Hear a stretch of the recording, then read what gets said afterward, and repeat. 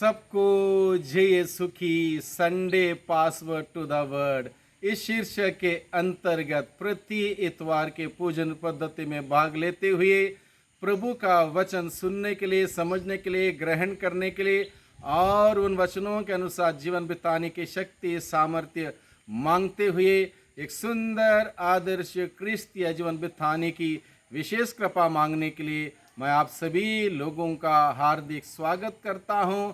आज हम लोग सामान्य काल के 22वें इतवार की पूजन पद्धति में भाग लेने वाले हैं और आज के दिन में हम सबों के लिए मनन चिंतन करने के लिए विषय दिया है। पहला पाठ प्रवक्ता ग्रंथ अध्याय 3 पद संख्या 19 और 20, फिर 28 और 29। दूसरा पाठ इब्रानियों के नाम का पत्र अध्याय 12 पद संख्या 18 से 19 और 22 से 24 और सुसमाचार संत लूकस के द्वारा रचित अध्याय 14 पद संख्या 7 से 14। इस प्रकार से मनन चिंतन करने के लिए पर्याप्त मात्रा में प्रभु आज के दिन में हम सबों को बुलाता है। और आज के दिन में मुख्य विषय है, आज के पूजन पद्धति का मुख्य विषय है कि हम सभी विनम्र बने, विनीत बने, विनम्रता का पाठ सीखें। एक विनीत, सुंदर, पवित्र क्रिस्तीय जीवन बिताने के लिए प्रभु बुलाता है। दूसरी बात है, आज के दिन में, आज के पूजन पद्धति के द्वारा प्रभु हमें सिखाना चाहता है, वो है उदारता। सच्ची उदारता किस प्रकार की होनी चाहिए, इस बात को लेकर प्रभु आज के दिन में, आज के पहले पाठ के द्वारा, सुसमाचार के द्वारा प्रभु हम सबों को सिखाता है। हर इतवार के भांति आज भी हम 7 अलग अलग बिंदुओं के माध्यम से हम प्रभु का वचन सुने और समझने की चेष्टा करें। प्रभु मुझसे आज के दिन में क्या कहना चाहता है, इस बात को समझते हुए उसको ग्रहण करें, उसके अनुसार जीने का प्रयास करें। तो आज के दिन में पहला बिंदु है विनम्रता का पाठ सीखने के लिए प्रभु हमें आज के पहले पाठ और सुसमाचार के द्वारा बुलाता है। विनम्रता का पाठ। जब तक इंसान विनम्र नहीं होगा, विनीत नहीं होगा, तब तक वो प्रभु का अनुसरण नहीं कर पाएगा, प्रभु से प्यार नहीं कर पाएगा। इसलिए प्रभु यीशु ने स्वयं कहा, मुझसे सीखो, मैं स्वभाव से विनम्र और विनीत हूँ। स्वयं प्रभु यीशु मसीह कितना विनम्र और विनीत है, इस बात को संत पौलुस फिलिपियों को लिखते हुए कहता है। वो ईश्वर की बराबरी कर सकते थे, फिर भी उन्होंने स्वर्गीय वैभव, स्वर्गीय सिंहासन त्यागते हुए ना केवल इंसान बने बल्कि दास का रूप धारण करते हुए इस धरती पर आए। मनुष्यों की मुक्ति के लिए, मनुष्यों को बचाने के लिए इस धरती पर आए और इस प्रकार से विनम्र विनीत बने हुए यीशु हम सबों से यही कहता है, मुझसे सीखो। विनम्रता का पाठ को, विनीत बनने का पाठ को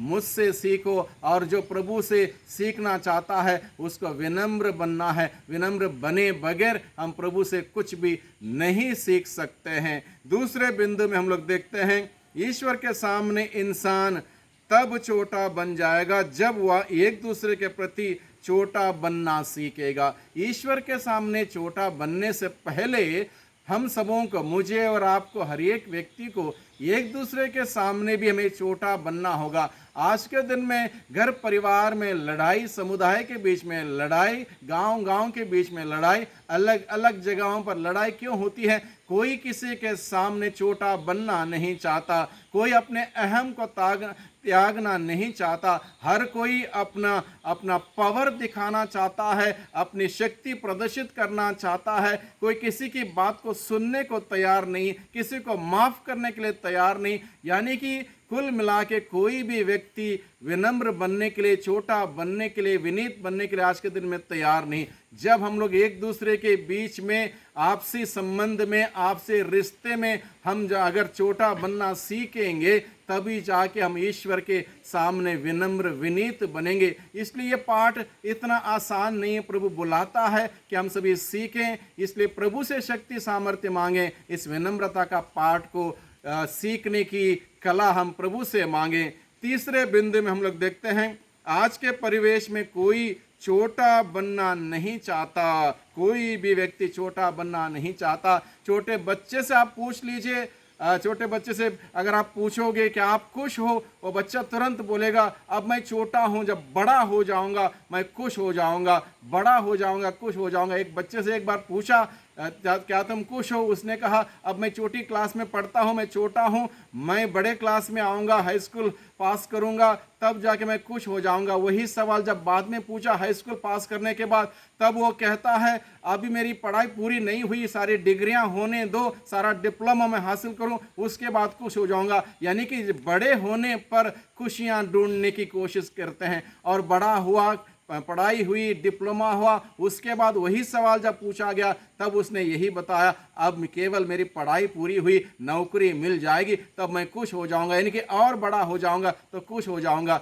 नौकरी मिलने के बाद फिर सवाल पूछा, अब नौकरी भी मिली, अब तो खुश हो? तब कहता है अब नौकरी मिली, अगर मेरी शादी हो जाएगी तब मैं खुश हो जाऊंगा। शादी हुई, उसके बाद पूछा खुश हो? तब बोलता है एक दो बच्चे हो जाएंगे तब मैं खुश हो जाऊंगा। एक दो बच्चे हुए तब पूछा अब खुश हो? तो बोलता है बच्चे बड़े होने दो तब मैं खुश हो जाऊंगा। इंसान खुशियां ढूंढता है आगे आगे, भविष्य में, कहीं दूर नहीं।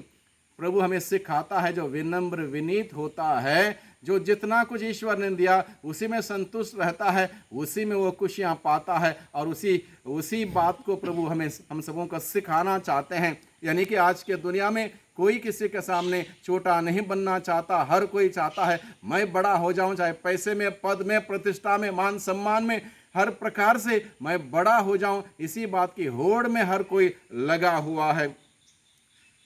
चौथे बिंदु में हम लोग देखते हैं लोगों की धारणा है कि बड़े होने पर ही खुशियां मिलेंगी। जैसे कि मैंने बताया, लोग बड़े होने की तमन्ना, बड़े होने की होड़ में है। हर कोई व्यक्ति, छोटे बच्चे से लेकर थोड़ी सी कहा सुनी क्यों ना हुई, तुरंत एक दूसरे को लड़ने मारने पीटने के इंसान इसलिए तैयार होता है। कोई किसी के सामने छोटा नहीं बनना चाहता, छोटा रहना नहीं चाहता, अपनी अपनी शक्ति प्रदर्शित करना चाहता है। यानी कि आज के परिवेश में हम सभी लोगों के कितना ज़रूरी है प्रभु का वो सुंदर विनम्रता का पाठ को सीखना। पांचवें बिंदु में हम लोग देखते हैं जो छोटा नहीं बन सकता वह स्वर्ग राज्य में प्रवेश नहीं कर सकता। प्रभु यीशु ने बारंबार अपने अनुयायियों से, शिष्यों से यही कहा, छोटे बच्चे का उदाहरण देते हुए, जब तक तुम इन छोटे बच्चों जैसा नहीं बनोगे, विनम्र विनीत निष्कपट शुद्ध परिशुद्ध और पवित्र नहीं बनोगे, तब तक स्वर्ग राज्य में प्रवेश नहीं कर पाओगे। यानी कि प्रभु बार बार हमें यही सिखाता है, स्वर्ग राज्य में प्रवेश करने के लिए हमें छोटा, विनम्र विनीत बनना बहुत ही ज़रूरी है। इसके बगैर हम स्वर्ग राज्य में प्रवेश नहीं कर सकते। छठे बिंदु में हम लोग देखते हैं जो विनम्र बनता है वह ईश्वर पर निर्भर रहता है। जो विनम्र बनता है वह ईश्वर पर निर्भर रहता है, और जो ईश्वर पर निर्भर रहता है, ईश्वर उसकी सारी ज़रूरतें पूरी करता है, उसको संभालता है, उसकी रक्षा करता है, उसका मार्गदर्शन करता, और हर खतरों से, मुसीबतों से बचाते हुए उन्हें सजाता संवारता अपने वरदानों से, और इस प्रकार से खुशहाली से भरता है। इस प्रकार से प्रभु पर जो भरोसा रखता है, विनम्र रहता है, प्रभु पर निर्भर रहता है, प्रभु उसको बरकतें प्रदान करता है। और सातवें बिंदु में प्रभु हम सबों को सिखाना चाहता है कि सच्ची उदारता क्या है। उदारता दिखाएं, हम एक दूसरे के प्रति उदारता दिखाएं, ईश्वर के प्रति, ईश्वर के सामने प्रार्थना के लिए हम उदारता दिखाएं, समय निकालें, एक दूसरे के सुख दुख में उनके साथ बैठ के समय बिताएं। इस प्रकार से अलग अलग प्रकार से जब हम उदारता दिखाएंगे, ज़रूरी नहीं केवल पैसों के द्वारा, समय देते हुए, किसी की बातों को सुनते हुए, किसी की तारीफ करते हुए, किसी को आगे बढ़ाते हुए अगर हम उदारता दिखाएं और इस प्रकार से का जीवन बिताएं, तो यह जीवन हम सबों के लिए प्रभु से अनेक प्रकार की आशीषों को लेकर आएगा। इसलिए प्रभु न्याय के दिन यही कहेगा, मैं भूखा था तुमने मुझे खिलाया, प्यासा था तुमने मुझे पिलाया, मैं परदेशी था तुमने मुझे अपने यहाँ ठहराया। इस प्रकार की सेवा अगर हम करेंगे तभी हम प्रभु के सच्चे अनुयायी बन जाएंगे, प्रभु की सेवा कर पाएंगे और प्रभु के राज्य का प्रचार प्रसार कर पाएंगे। इसलिए भाइयों बहनों, आज के वचनों पर बड़े गंभीरता से गौर करें, ध्यान दें, मनन चिंतन करें, प्रभु से कृपा मांगें, शक्ति मांगें, ताकि हम सभी प्रभु के इन वचनों के अनुसार जीवन बिताने वाले बन सकें। प्रभु की आशीष बरकत हम सबों को पर्याप्त मात्रा में मिलती रहे और हम सभी प्रभु में बढ़ते रहें। बड़े विनम्रता के साथ प्रभु के साथ जुड़े रहें। प्रभु के आशीष बरकत हम सबों पर बनी रहे। सबको धन्यवाद, सबको जय यीशु की।